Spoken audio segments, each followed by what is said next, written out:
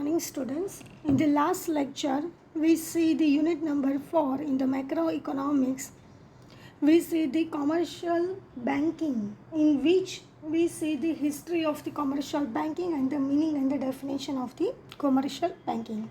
Today we see the types of the structure of the banking in the India. એટલે કે commercial bank છે અથવા તો banking છે એનું ઇન્ડિયાની અંદર કયા ટાઈપ્સનું સ્ટ્રક્ચર છે અથવા તો કઈ ટાઈપ્સની બેંક્સ હોય છે, તો આપણે એ વિશે આપણે ડિસ્કસ કરીએ તો Indian banking service are divided into the different segment as under, એટલે કે ઇન્ડિયન બેન્કિંગ સર્વિસીસ છે એને અલગ અલગ સેગમેન્ટની અંદર ડિવાઇડ કરેલું છે જે નીચે મુજબ છે. તો સૌથી પહેલાં આવે છે તો કે રિઝર્વ બેંક ઓફ ઇન્ડિયા, એટલે કે RBI. RBI is the central bank of the India, એટલે કે એ સેન્ટ્રલ બેંક છે એની અંડરમાં દરેક બેંકો આવતી હોય છે. સો આરબીઆઈની અંડરની અંદર 3 પાર્ટમાં ડિવાઇડ કરવામાં આવે છે. First one is the commercial banks, second one is the regional rural banks and third one is a cooperative banks. જેની અંદર કોમર્શિયલ બેંક છે એને 2 પાર્ટમાં ડિવાઇડ કરીશું, public sector bank and the private sector bank. Private sector બેંકમાં પણ again એને 2 પાર્ટ્સમાં divide કરવામાં આવે છે, તો કે Indian bank and the foreign bank. અને પબ્લિક સેક્ટર બેંક્સ છે જેની અંદર સ્ટેટ બેંક ગ્રુપ્સ છે, એટલે કે દરેક રાજ્યની અંદર હોય છે, એન્ડ નેશનલાઇઝ બેંક એટલે કે રાષ્ટ્રીયકૃત કરેલી બેંક હોય છે. અને ત્યારબાદ સ્ટેટ બેંક ગ્રુપ્સ છે જેની અંદર સ્ટેટ બેંક ઓફ ઇન્ડિયા એટલે કે એસબીઆઈ આવે છે, એન્ડ એસોસિએટ્સ બેંક્સ એટલે કે અલગ અલગ એસોસિએશન્સ દ્વારા એને કરેલી હોય છે બેંક. તો આ રીતે છે કોમર્શિયલ બેંકનું શેડ્યુલ. રિજિયન રૂરલ બેંક્સ છે કે જે ગામડાઓની અંદર જે બેંકો હોય છે એ કોઈ પર્ટિક્યુલર રિજિયન્સ માટેની હોય છે. ફોર એક્ઝામ્પલ આપણે કહીએ જૂના સૌરાષ્ટ્ર ગ્રામીણ બેંક છે, તો એ બધી કેવી છે તો કે રિજનલ રૂરલ બેંક્સ છે કે જેની અંદર કોઈ એક પર્ટિક્યુલર રિજિયન્સની અંદર એના માટેની હોય છે. And third type is a cooperative bank એટલે કે સહકારી બેંકો, જેની અંદર આવે છે સ્ટેટ કોઓપરેટિવ બેંક એટલે કે દરેક રાજ્યની, આપણે એમ કહીએ કે ગુજરાત કોઓપરેટિવ બેંક, તો એ કેવી કહેવાય છે સ્ટેટ કોઓપરેટિવ બેંક. એની અંડરમાં આવે છે central cooperative bank and next one is a primary cooperative credit societies, એટલે કે એની અંદર દરેક સમાજ અમુક સમાજ માટેની પર્ટિક્યુલર બેંક હોય છે તેને કહેશું આપણે primary cooperative credit society. Cooperative bank આપણે જોઈ શકીએ કે જુનાગઢ કોમર્શિયલ કોઓપરેટિવ બેંક છે, રાજકોટ નાગરિક કોઓપરેટિવ બેંક છે. તો દરેક કેવી છે તો કે કોઓપરેટિવ અમુકના સહકારથી થઈને એ શું થયું છે બેંક થઈ છે, તો એને શું કહેવામાં આવે છે કોઓપરેટિવ બેંક. તો આ હતો ટાઈપ્સ અથવા તો સ્ટ્રક્ચર છે બેન્કિંગનું. ઇન્ડિયાની અંદર આ રીતે હોય છે. મેઇનલી આરબીઆઈ છે, મેઇન બેંક કોણ હોય છે આરબીઆઈ. આરબીઆઈની અંડરની અંદર 3 બેંકો આવે છે, commercial bank, regional rural banks and the cooperative banks. અને કોમર્શિયલ બેંક્સની અંદર પબ્લિક એન્ડ પ્રાઇવેટ. પબ્લિકની અંદર state bank and nationalise bank, state બેંકની અંદર state bank of India and associate bank, અને પ્રાઇવેટની અંદર આવે છે Indian and the foreign bank. Cooperative બેંકની અંદર આવે છે state cooperative bank, central cooperative bank and the primary cooperative credit society. So this is the types or the structure of the banking in the India. ડિટેલમાં આપણે discuss કરીએ તો in the Indian banking services the Indian joint stock banks have the basis importance in the organization sector as well as in the money market. એટલે કે Indian banking services છે કોઈ joint stock bank માટે એક ખૂબ જ અગત્યનો role ભજવે છે કોઈ પણ ઓર્ગેનાઇઝેશન સેક્ટર માટે as well as a money market માટે. મની માર્કેટ એટલે કે શોર્ટ ટર્મ માર્કેટ માટે પણ તમારે પૈસા જોતા હોય તો એના માટે પણ એક અગત્યનો ભાગ ભજવે છે. They are the single useful source of the institutional finance in the India. એટલે કે ઇન્ડિયાની અંદર કોઈ ઇન્સ્ટિટ્યુશનલ ફાઇનાન્સ કે કોઈ પણ ઇન્સ્ટિટ્યુશન્સ છે અને પૈસાની જરૂર હોય તેના માટે બેંક છે એ ખૂબ જ મદદરૂપ થાય છે, યુઝફુલ થાય છે. Indian joint stock banks are such banking companies which are registered in the India under the banking regulations act 1949. એટલે કે ઇન્ડિયન જોઈન્ટ સ્ટોક બેંક છે એ બેન્કિંગ કંપનીઝ છે, કોઈ એક કંપની છે વિચ આર રજિસ્ટર્ડ, એને રજિસ્ટર્ડ કરવામાં આવ્યું તો in the India under the banking regulations act 1949, under the reserve bank of India act 1934. Bank have been classified into the main categories. એટલે કે ઇન્ડિયાની અંદર આરબીઆઈના એક્ટ 1934 અને બેન્કિંગ રેગ્યુલેશન્સ એક્ટ 1949ના કાયદા મુજબ બેન્કિંગ છે એને નીચેના 2 કેટેગરીમાં ડિવાઈડ કરેલા છે. First one is a schedule banks and second one is a non schedule banks. Then first is a schedule bank. These types of the bank are registered in the second schedule of the Reserve Bank of India Act 1934 and have paid up capital and the reserve of the total value of the not less than the 5 lakhs and which satisfy the Reserve Bank that the business is carried out into the interest of their depositors. એટલે કે schedule bank કોને કહેવામાં આવે છે? તો કે આરબીઆઈના second schedule જેનો act હતો આરબીઆઈ એક્ટ 1934 એના સેકન્ડ શિડ્યુલની અંદર આ જે શિડ્યુલ બેંક છે એને ક્લાસિફાઈડ કર્યું છે કે જો એની પેઇડ અપ કેપિટલ છે not less than 5 lakh 5 lakh કરતાં ઓછી ન હોય અને જો એને આરબીઆઈ પરમિશન આપે એના રૂલ્સ આરબીઆઈ સેટિસ્ફાઈ થાય અને એને જો પરમિશન આપે તો એ છે એ ઇન્ટરેસ્ટ ઓફ ધેર ડિપોઝિટર્સ એટલે કે એના ડિપોઝિટર્સ આરબીઆઈ મુજબ એનું ચાલે છે અને એને શિડ્યુલ બેંક કહેવામાં આવે છે. Second one is a non schedule bank. Such type of the banks are not included in the second schedule of the Reserve Bank of India Act 1934. એટલે કે આરબીઆઈ એક્ટ 1934ના સેકન્ડ શેડ્યુલની અંદર જો bank એ ન આવતી હોય and have a paid up capital and the reserve of the total value of the less than 5 lakh અને એની paid up capital છે 5 લાખ કરતાં ઓછી હોય તો એને કઈ કહેવામાં આવે છે? નોન શેડ્યુલ બેંક કહેવામાં આવે છે કે જે આરબીઆઈને સેટિસ્ફાઈ કરતા નથી. કન્ક્લુઝન શું કહે છે? Indian banking system is a wide scoped like the tree under which the country economy has developed. એટલે કે ઇન્ડિયન બેન્કિંગ સિસ્ટમ છે એક જાતનું એક વૃક્ષ છે કે જેના કારણે જ ઇન્ડિયન ઇકોનોમી છે ભારતીય અર્થતંત્ર છે ડેવલપ થાય છે. Rapidly and still it is developing in the same speed for the welfare of the Indian people and the economy. અને અત્યારે પણ કોઈ પણ લોકોના કલ્યાણ માટે અને ઇકોનોમી માટે પણ ઇન્ડિયન બેન્કિંગ સિસ્ટમ છે ખૂબ જ અગત્યની છે. So this is the types or the structure of the Indian banking in the India. Next we start the function of the commercial bank. Next આપણે સ્ટાર્ટ કરીએ છીએ કે કોમર્શિયલ બેંકના ફંક્શન્સ મીન્સ કાર્યો શું છે, એ શું કામ કરે છે.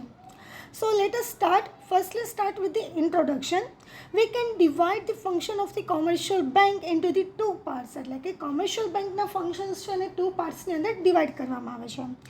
Some are the traditional functions and some are the non-traditional function. એટલે કે અમુક છે એ પરંપરાગત ફંક્શનો છે અને અમુક છે non-traditional functions છે. In the traditional functions there are the two parts. Traditional functions ની અંદર કેટલા પાર્ટ્સ છે? તો કે બે પાર્ટ્સ છે. First is a main functions and the second one is a subsidiary functions. Traditional પાર્ટમાં મેઇન છે ફંક્શન એટલે કે બેંકનું મુખ્ય કાર્ય શું છે એ અને સેકન્ડ વન ઇઝ અ ગૌણ કાર્ય શું છે એટલે કે સબસિડરી ફંક્શન શું છે. Let us discuss them the deeply. ચલો આપણે એને ડીપલી ભણીએ. તો first one is a traditional functions of the bank. Traditional functions are those that the bank performs since their origins. એટલે કે જ્યારથી બેંક અસ્તિત્વમાં આવી છે ત્યારથી જે પણ કાર્ય કરે છે તો એને કયા ફંક્શન્સ કહેવામાં આવે છે? Traditional functions. They are their basic or the primary functions. એનું પ્રાથમિક કાર્ય છે અથવા તો મૂળભૂત કાર્ય છે. In the traditional functions there are the four main functions in which there are some secondary functions also. એટલે કે ટ્રેડિશનલ ફંક્શન્સની અંદર 4 કાર્યો કરવામાં આવે છે બેંકના જેને સેકન્ડરી ફંક્શન્સ તરીકે પણ એડ કરી શકીએ છીએ. The main functions of the bank are, તો બેંકના મેઇન ફંક્શન શું છે? First one two accept the deposits. પહેલું કાર્ય શું છે? તો કે જે લોકો જમા કરાવે છે બેંકની અંદર પૈસા એને એક્સેપ્ટ કરવાનું કામ કરે છે. Second one is to lend the credit. એટલે કે લોકોને ક્રેડિટ આપવાનું કામ કરે છે મીન્સ કે લોકોને લોન આપે છે. Third one credit creations. એટલે કે જેમ જેમ લોકોને જરૂરિયાત હોય છે એ રીતનું ક્રેડિટ શું કરવામાં આવે છે? ક્રિએટ કરવામાં આવે છે. The secondary function of the commercial banks are agency services such as payment and collections, purchase and the selling of the services, trustees, executors, administrators and the autonomy functions of the clients or the customers, financial institutions and the representation of the other bank. એટલે કે secondary ફંક્શન્સની અંદર એ agency તરીકેના એક agent તરીકેનું work કરે છે. કઈ ટાઈપની સર્વિસીસ કરે છે?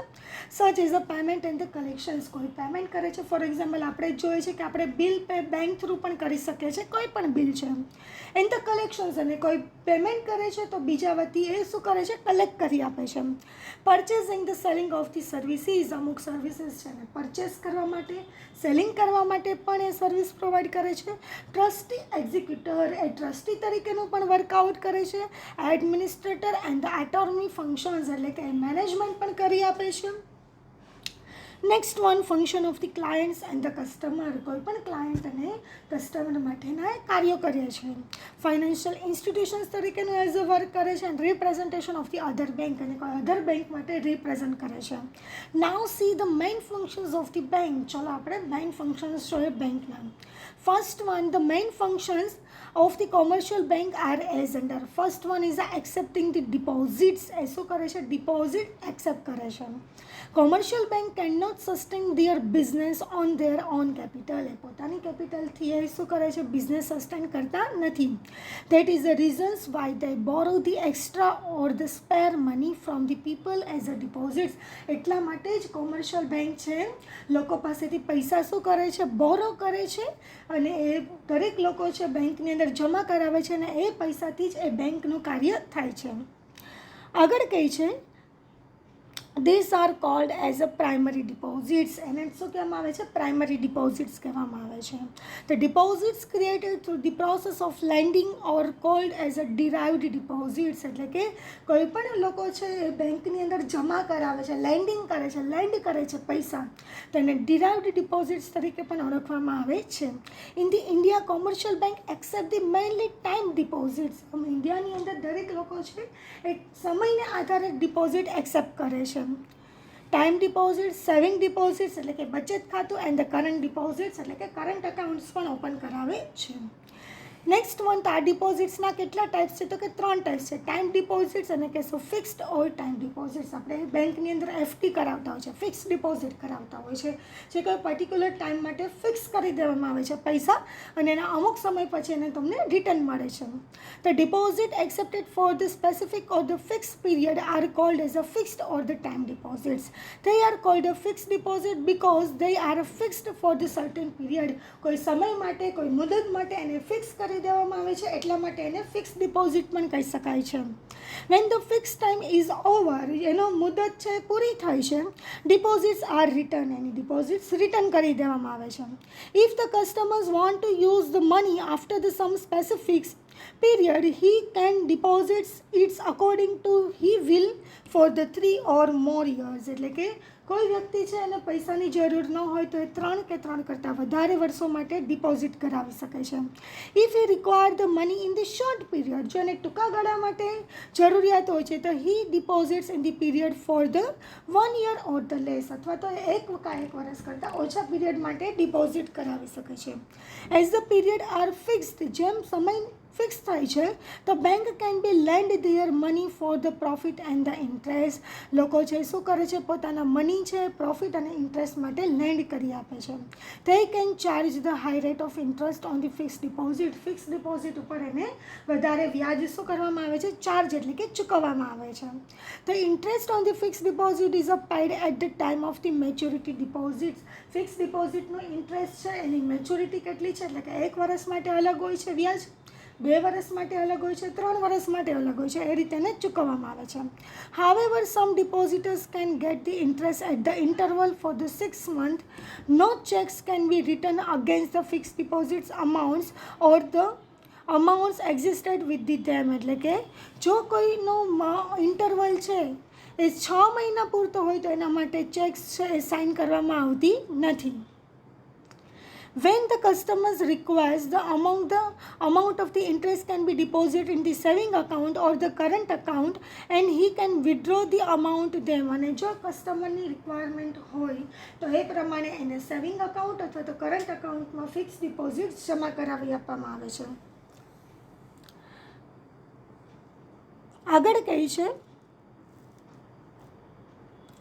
Fix deposits amounts are non transferable, પણ એ ટ્રાન્સફર થઈ શકતી નથી. So if the third party is to be paid, the bank can never pay to third party without the return consent of the customer.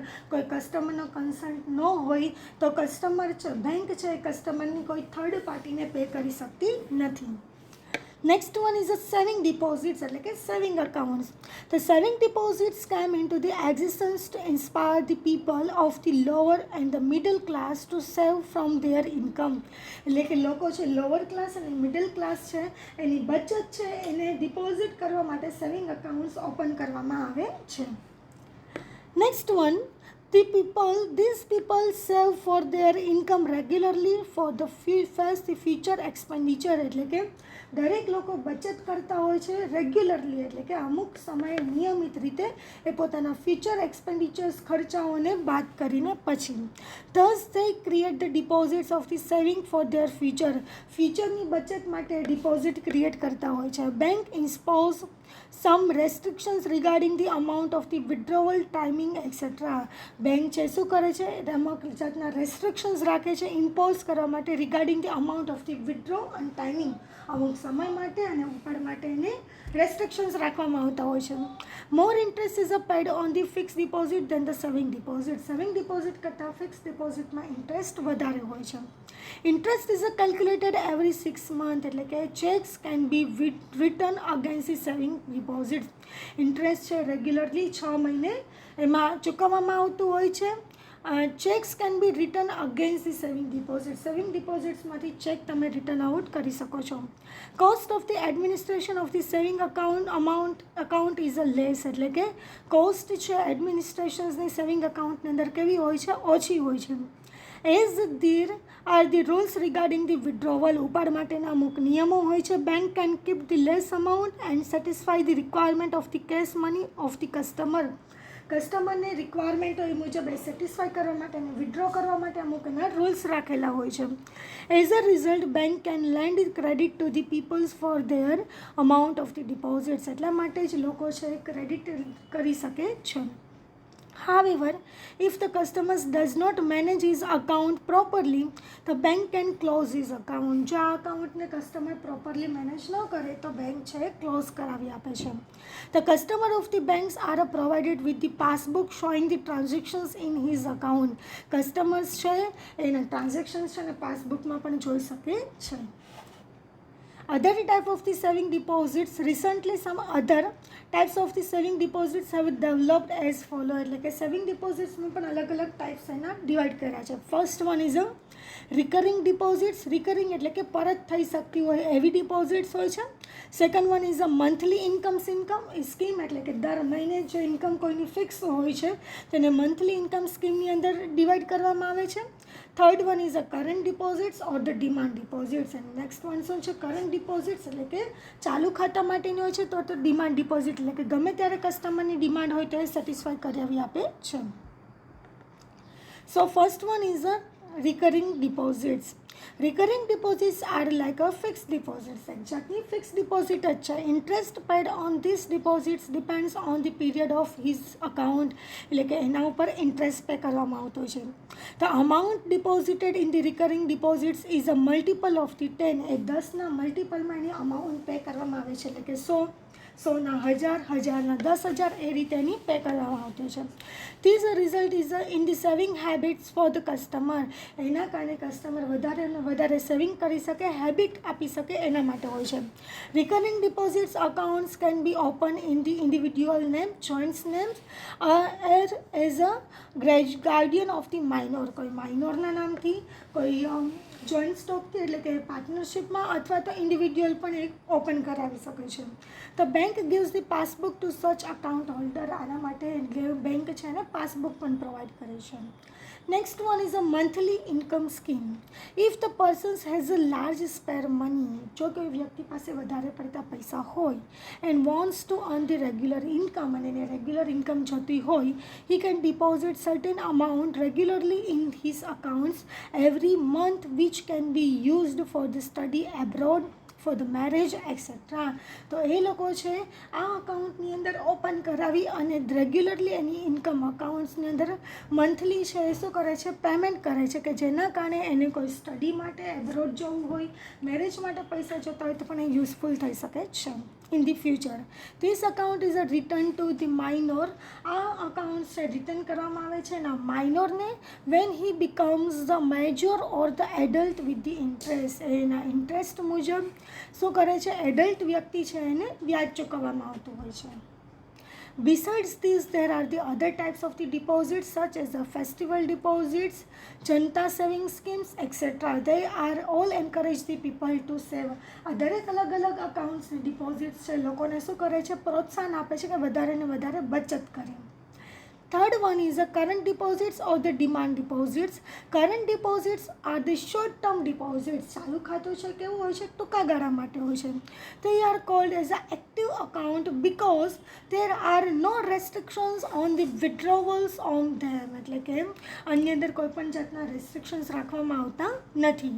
Banks are responsible to the honor the checks till the accounts holder has balance in the account. એટલે કે bankers છે એ જવાબદાર છે, કોઈ પણ વ્યક્તિને જ્યારે પણ ડિમાન્ડ હોય છે તો ત્યારે એને પૈસા ચૂકવવા માટે જવાબદાર છે. Current deposits are demand deposits which are required to the return when the demanded. એટલે કે જ્યારે પણ કસ્ટમરની ડિમાન્ડ હોય તો ત્યારે એને રિટર્ન કરવામાં આવતું હોય છે. એટલે કેવું છે, કરંટ ડિપોઝિટ્સ છે એ ડિમાન્ડ ડિપોઝિટ્સ છે.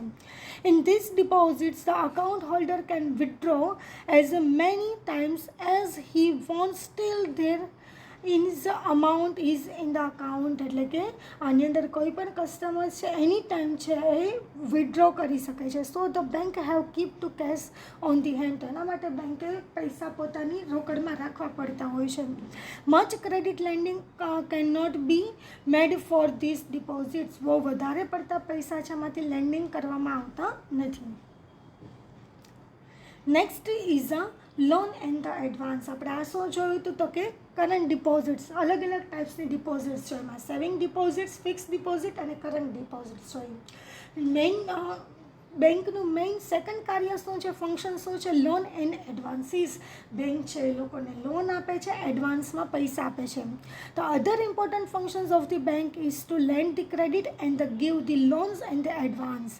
Commercial bank accept the deposits for the people such as the fixed deposits, saving deposits and the current deposits. The purpose of the bank is to make the income. હવે બેંકને આવક કરવા માટે એ deposit accept કરે છે, એમાં જે પૈસા આવે છે bank gives the less interest at the low rate on the deposit accepted by but give the loans and the advances at the higher rate of the interest. એટલે કે બેંક લોકો પાસેથી પૈસા લે છે એ લોવર ઇન્ટરેસ્ટ પે કરીને લે છે અને એ પૈસા છે એ લોકોને લોન તરીકે આપે છે ને એના ઉપર હાયર ઇન્ટરેસ્ટ ચાર્જ કરે છે. thus the bank can earn the profit. અને એ મુજબ બેંક છે પૈસા પ્રોફિટ કમાય છે. generally all depositors do not come to take their deposits back.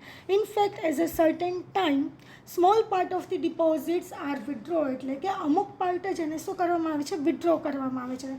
thus commercial bank keep some parts in the cash on the hand and the lend the rest to earn the interest. usually the loan gives by the commercial bank are the short terms. ટૂંકા ગાળા માટે જ હંમેશા loan આપવામાં આવતી હોય છે. Types of the different loans according to the durations of the time. અલગ અલગ એના ટાઈપ્સ છે લોનના, જેની અંદર એના ડ્યુરેશન સમયગાળા મુજબ એને ડિવાઈડ કર્યા છે. First one is a on the spot finance. Spot finance is of very short duration. એ ખૂબ જ ટૂંકા ગાળા માટે હોય છે. Bank calculates the amount deposited and the amount withdraw daily and the spare amount is a lent as a loan or the finance of the very short duration. ખૂબ જ ટૂંકા ગાળા માટે એ આપતા હોય છે to the traders, brokers and the financial institution for the periods of the 21 hour or so. એટલે કે 21 કલાક અથવા તો ટૂંકા ગાળા માટે હોય છે. This is the spot finance. એને શું કહેવામાં આવે છે, સ્પોટ ફાઇનાન્સ કહેવામાં આવે છે. B is a very short term credit. The loan amount that can be taken back by the short notice is called as a short term finance.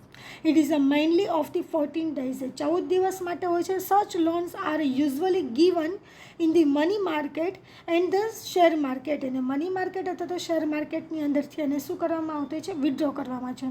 On the short term finance more interest is paid than on the spot finance. Spot finance કરતાં એમાં વધારે પડતું interest pay કરવામાં આવતું હોય છે.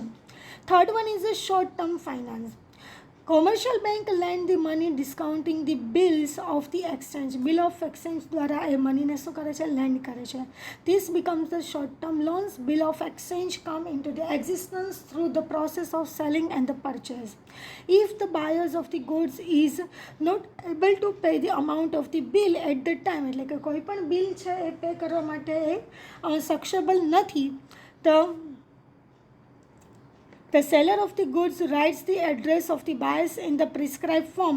The buyers would pay the certain amount to the sellers or when ask him to pay after the certain period. કોઈ બાયર છે, બિલ ઓફ એક્સચેન્જનું બાયર છે અને સેલરને શું કરવા પડતા હોય છે? પે કરવા પડતા હોય છે. This buyer accept the letter and the sign it is a return to the sale, અને એને સાઇન કરવામાં આવે છે અને એને રિટર્ન કરવામાં આવે છે. This bills of exchange mature after the 19 day. આ બિલ ઓફ એક્સચેન્જ છે 90 દિવસ પછી એ મેચ્યોર થાય છે. If the seller need the money before the time of its maturity, commercial bank land the credit. જો કોઈ પણ સેલર છે એને 90 દિવસ પહેલાં પૈસાની જરૂર હોય તો કોમર્શિયલ બેંક છે પૈસા આપે છે. These bills of exchange provide the short term loan. એને શું કહેવામાં આવે છે? શોર્ટ ટર્મ લોન કહેવામાં છે. Thus, the loans for 3, 4 or the 12 months are called as a short term finance. આ લોન છે 3 મહિના માટે, 12 મહિના માટે અથવા તો 4 મહિના માટેની હોય છે, એટલે એને શોર્ટ ટર્મ ફાઇનાન્સ કહેવામાં આવે છે. Next one is a medium and the long term finance. હવે છે મીડિયમ અને long term finance. Generally commercial banks provide the short term loans and the advances and the banks also give the medium or the long. એટલે કે ટૂંકા ગાળા માટે અથવા તો મધ્યમ ગાળા માટે એને લોન પ્રોવાઈડ કરવામાં આવે છે. When the advances are for the more than 1 year and the less than 5 year, એટલે કે 1 વર્ષ કરતાં વધારે અને 5 વર્ષ કરતાં ઓછા માટે હોય તો it can be cold as a long term advances. એને શું કહેવામાં આવે છે? લોંગ ટર્મ એડવાન્સ કહેવામાં આવે છે. સચ એડવાન્સીસ આર વિધાઉટ મોર્ગેજ, એટલે કોઈ પણ ગીરવે રાખ્યા વગર આપવામાં આવતું હોય છે, ઓર વિથ મોર્ગેજ અથવા તો કોઈ ગીરવે રાખીને પણ આપવામાં આવે છે. High interest is a charge on the long term advance. આમાં વધારે પડતો ઇન્ટરેસ્ટ ચાર્જ કરવામાં આવતો હોય છે. When giving the long term loans bank have thus to see the liquidity is not adversely affected. જ્યારે પણ લોંગ ટર્મ ફાઇનાન્સ પ્રોવાઈડ કરવામાં આવે છે તો બેંક હંમેશા પોતાનું લિક્વિડિટી જોતી હોય છે. આગળ કહે છે such loans are given for the founding the industries and their development. આ લોન છે મેજોરિટી કોઈ ઉદ્યોગો માટે જ અને એના ડેવલપમેન્ટ માટે આપવામાં આવતી હોય છે. This is the types of the loan. Next one is the form of the credit. Credit છે એના કેટલા પ્રકાર છે? તો કે first one is the cash credit, એટલે કે કેશમાં આપવામાં આવે છે. Second one is a overdraft, એટલે કે ચેક દ્વારા આપવામાં આવે છે. Third one is a loan through આપવામાં આવતું હોય છે. Next one is a credit creations, અને પોતાનું ક્રેડિટ શું કરે છે? લોન ક્રિએટ કરે છે. Credit creation is a useful functions of the commercial bank. Commercial bank માટે ક્રેડિટ ક્રિએશન્સ છે પણ ખૂબ જ અગત્યનું ફંક્શન્સ છે.